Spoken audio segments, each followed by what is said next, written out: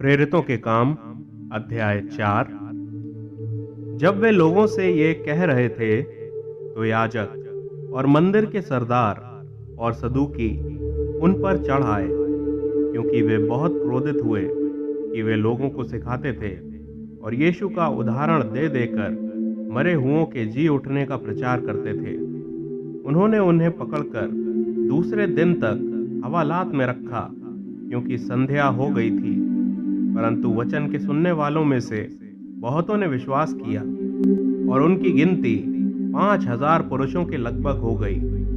दूसरे दिन ऐसा हुआ कि उनके सरदार और पुरनिये और शास्त्री और महायाजक हन्ना और कैफा और यूहन्ना और सिकंदर और जितने महायाजक के घराने के थे, सब यरूशलेम में इकट्ठे हुए।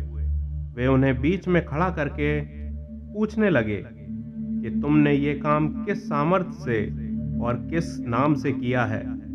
तब पतरस ने पवित्र आत्मा से परिपूर्ण होकर उनसे कहा, हे लोगों के सरदारों और पुरनियों, इस दुर्बल मनुष्य के साथ जो भलाई की गई है, यदि आज हमसे उसके विषय में पूछताछ की जाती है कि वह कैसे अच्छा हुआ, तो तुम सब और सारे इजरायली लोग जान लें कि यीशु मसीह नासरी के नाम से, जिसे तुमने क्रूस पर चढ़ाया और परमेश्वर ने मरे हुओं में से जिलाया, ये मनुष्य तुम्हारे सामने भला चंगा खड़ा है।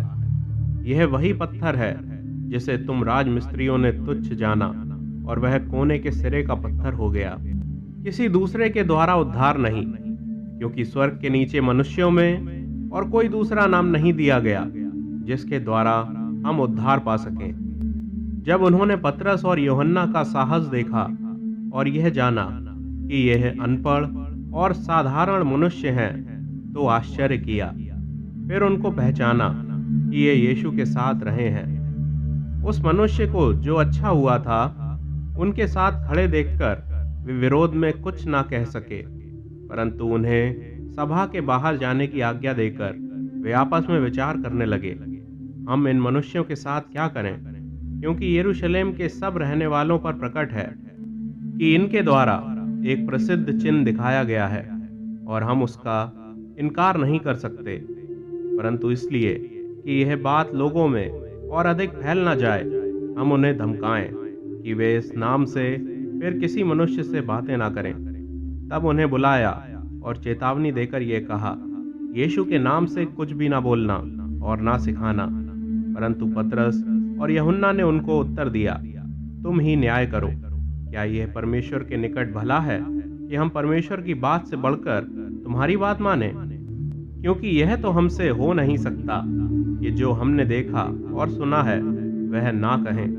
तब उन्होंने उनको और धमकाकर छोड़ दिया, क्योंकि लोगों के कारण उन्हें दंड देने का कोई दांव नहीं मिला, इसलिए कि जो घटना हुई थी उसके कारण सब लोग परमेश्वर की बढ़ाई करते थे।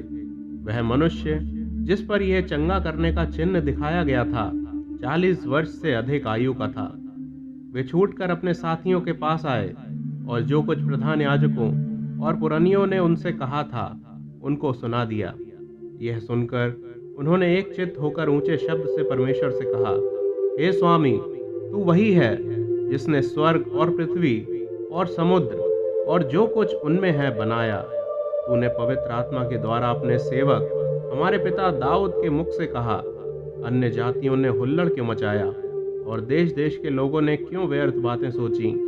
प्रभु और उसके मसीह के विरोध में पृथ्वी के राजा खड़े हुए और हाकिम एक साथ इकट्ठे हो गए, क्योंकि सचमुच तेरे सेवक यीशु के विरोध में, जिसका तूने अभिषेक किया, हेरोदेस और पिलातुस पिलातुस भी अन्य जातियों और इजरायलियों के साथ इस नगर में इकट्ठे हुए कि जो कुछ पहले से तेरी सामर्थ और मति से ठहरा था वही करें।